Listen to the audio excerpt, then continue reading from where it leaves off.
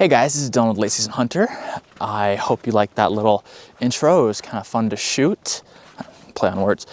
But today we are talking about the targets I will be using in 2024. The targets that I'm going to talk about today are targets that I'm putting into categories. They're not the exact targets I'll probably use entirely throughout the year.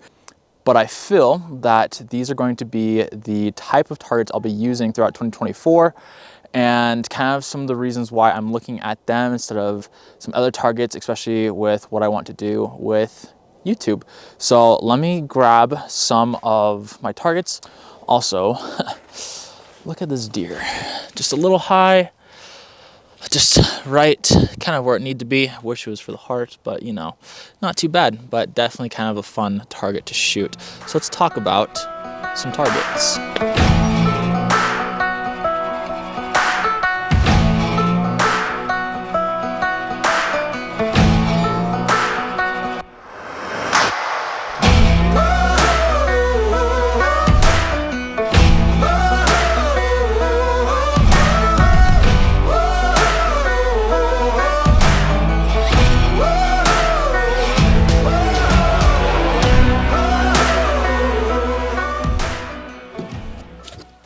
All right, wonderful. What do you think of my little outdoor setup for the day? Like, it's a decent day, honestly, for December.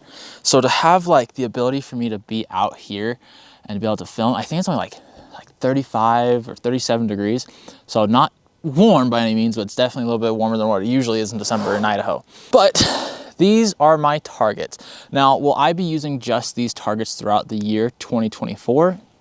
Probably not. I'm already thinking about like some of the things I'll have to do to like rotate, especially like this 3D target in general. But as like the three categories of targets that I'll be using in 2024, these are probably the main three. Let's first talk about what I look for in a target. First thing I look for in a target is the ability to stop the type of arrow I want to use. So if I'm using field points, I definitely want a target that, you know, can withstand a ton of field point use because that's going to be the majority of what I'll practice with up until like probably hunting season when I'll start to use like broadheads. But for the majority of things, I need it to be able to stop the field point tips I'm going to be using and be able to stop them without like any pass-throughs. The next thing I'll do is ease of me be able to transport it. So most of the time I'll have my car, but occasionally if I need to go like into the woods, I might need some more like off-road capability. So I might take our Jeep. But for the majority, I need to make sure I'm able to transport my target with my car. So size does matter.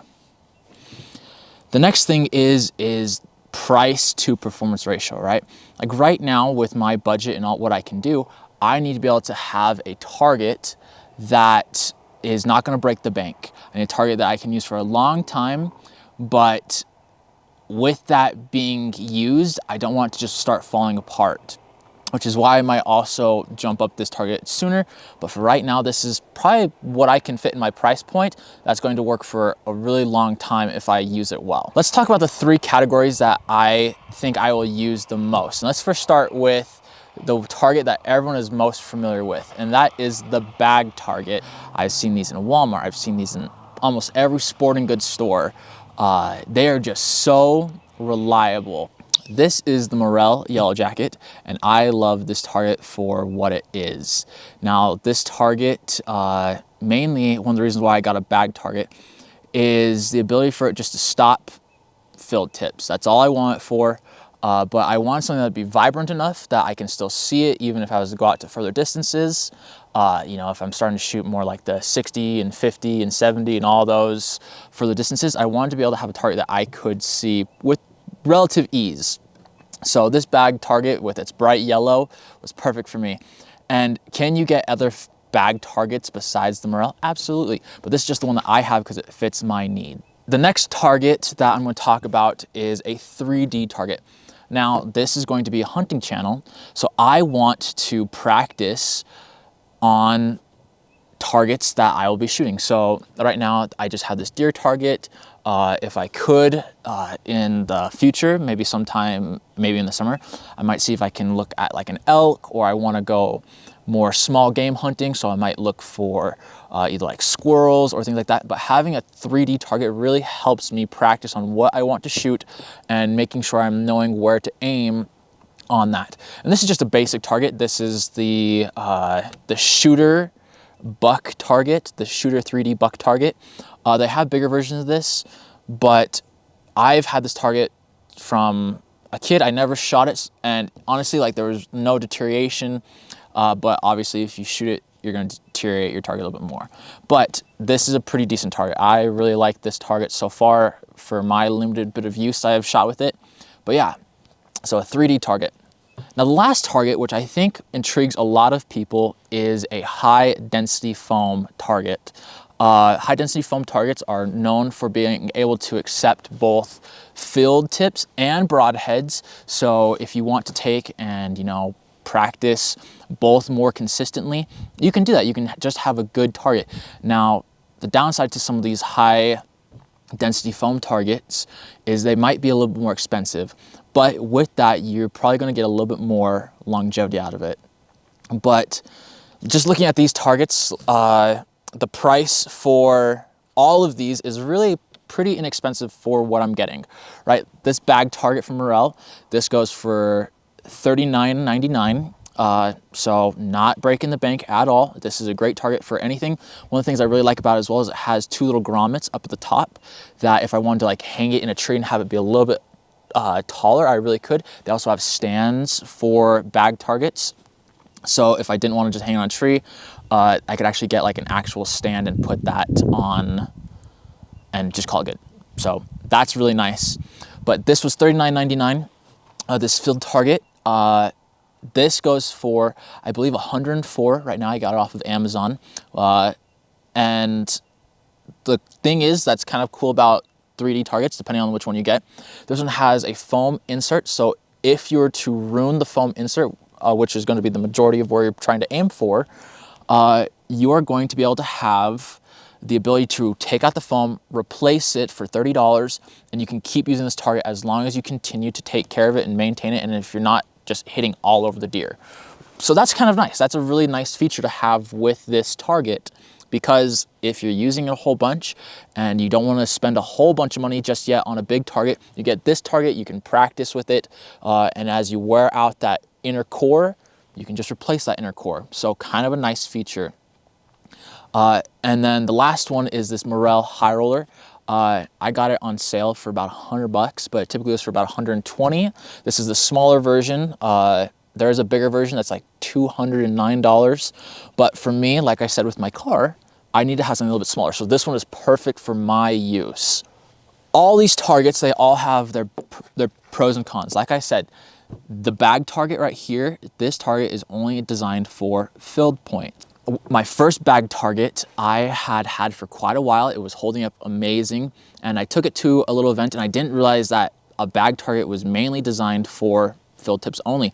And this guy, he had throwing knives, and he's like, hey, do you mind if I throw some throwing knives at your target? And I'm like, sure, why not? Just a target. Little did I know, the way that these bag targets are set up is it's kind of like a mesh, and as the arrow hits it, it kind of separates the mesh, and as you pull it back out, it kind of self-heals a little bit. If you're using anything sharp, like your broadheads, you are going to cut those fibers, and that's what's going to cause it to deteriorate super, super, super fast. And that's what happened. Like, as I started shooting it, I could no longer shoot in one area of my target because it was just destroyed. But a perk of having a bag target is as the innards, the innards are still really good. And so most of the time, if you use this bag for a long time, you can just buy an external bag, put this one right in it, and you're done. So that's super, super nice. These other two targets, these ones can accept both field tip and broadheads. So if I just want to take this one out and I just want to throw it out and call it good, awesome. I don't have to set it up. But this can also allow me to accept my broadheads, so I can practice making sure that my broadheads are doing good, especially as I'm getting closer to hunting season. The weight of these is kind of interesting. So the heaviest out of all of these is actually my bag target. This is 20 pounds, a little bit heavier, but it does have a lot more stuff inside of it to stop the field tips. The next heaviest is this deer target, this 3D target. It's 13 pounds, and the lightest is actually this morel. I think that all of these are pretty acceptable weights for transporting. I'm not planning on going out and leaving these targets for a long time, especially at my house. So if I want to take them out, being able to have these lighter targets makes a big difference for me. Now, the next question, are all these targets weatherproof? Yes, they are, which is nice. So if you want to leave them outside, you can do that. But if you want to keep your targets probably as fresh and as nice as possible for as long of a period of time, bring them inside is definitely going to be your best option. Lastly, one of the things, since I am going to be using these to train, I want variety. I want the ability to take and shoot and get more practice however much I want, right? So variety wise, you're basically limited to the deer is like probably having the least amount of variety. You're mainly shooting an 8-inch on one side, 10-inch on the other side, little spot, because if you hit the rest of the target, you're gonna start blowing out little bits of it. Like I have on the target in some spots, I have some foam that just punched clean out. So mainly aiming for that main core is all you can really shoot at. So there's something to consider when getting a 3D target. Now, some of these have better bodies, so they can take it a little bit more. Also, some of them have way bigger areas, just depending on the size. This one is just the smallest, most price affordable for me right now. So that's kind of the downside of having that. However, it is very nice to have region spots for me to say like, oh, that's where the heart would be, that's where the lungs would be. So it's pretty nice to have a 3D target. I really do like that fact. The next one that's going to be more limited is going to be your bag targets. This bag target only has 2 sides, but some of them, the bigger the bag targets, which might increase the weight, the bigger the bag targets, they might have sides that you could shoot at, but you're mainly going to have your front face and your back face. But the nice thing about this target is on one side it has one design, on the other side it has a different design. Having only 2 shooting sides definitely has some limitations, but this is such a big target that if I want to, some things I've done in the past is just pin on a paper target, and that just gives me more stuff to shoot. Plus, like I said, as the sides wear out, you can always take and get a new bag. Now, the morel has the most shooting sides, right? It's a dice target, it has 6 sides, and the nice thing is you can shoot any spot of it. It is really nice to have those white and red color patterns so that it makes it a little bit easier for me to see if I want to go a little bit further away. But I really do enjoy having this target. As it goes on, I think I'll be using these targets to train very heavily. The one target that I think will last probably the longest for me will be this morel. The morel, just the way it's designed, it will be able to withstand so much use and abuse. Some other things to consider is as I go throughout the year, I will be upgrading this 3D target, but I might just get other 3D targets to shoot at, whether I want to get, like I said, a squirrel or a raccoon or a coyote or whatever.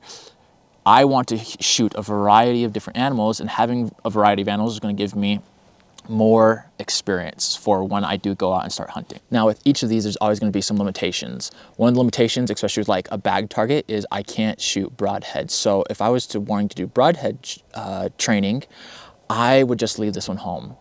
And I could easily take my morel or the deer target. But I would probably leave the deer target home if I didn't want to worry about having to set it up. One of the downsides of this is it needs to have a stand. I could always lean up against something. That's worked in the past, that's totally fine. But having to just quickly set up the stand every single time that I go to use this 3D target isn't the best take around target. But one side note is that the shooter targets, you can actually buy a little stand for them. So that completely eliminates that, but I think it's an extra like 30 bucks, but there's just that option. But if I didn't have that, I'd always have to stake it in or lean up against something. But if you do have the money to spend, I think you should definitely look into a high density foam. There's some from Reinhardt, there's a whole, I think 365 has some that are really, really nice. That don't break the bank. I mean, they have a whole bunch of different options, but getting that high density foam target is going to be really nice for broadheads. You will eventually need to have some type of broadhead target if you want to tune your your bow to your broadheads. But I mean, I know a lot of people that don't, and they just go to ranges that have the ability for you to do that. So that's just another option. But I think you should have eventually a target that will accept broadheads. Now, 3D targets, I will be definitely using the heck out of them this upcoming year for the fact that I want to be training for what I'm going to shoot. So yeah, I mean, this is a really short video again. Every single target has its benefits, has its downfalls. I think it's just really important to go out and shoot, but shooting things that's going to basically test you and allow you to see different things. Get targets that fit your budget. These ones all just fit my budget right now. They fit my transportation qualifications, the weight, the resistance, and yeah, that's just basically this video this time, guys. If you haven't already, click the subscribe button. If you are new to this channel, I'm showing you and documenting my journey to hunting and bow hunting, and this is just an easy way to stay updated on what I'm doing. So click the subscribe button. You can follow me on Instagram at Late Season Hunter. I do have a Facebook page, Late Season Hunter. If both those don't work, you can always just type in Dylan Justice. This is a learning experience, and I really do value what each of you say. I do have limited knowledge. If I did say something that maybe you don't 100% agree with, or maybe it wasn't quite right, please comment. I do listen. I do want to learn. I want to get the best information so that when I do go out and hunt, I'm not just struggling. So that's going to be it, guys. Thanks for watching, and I'll see you on the next video. Okay, see you later.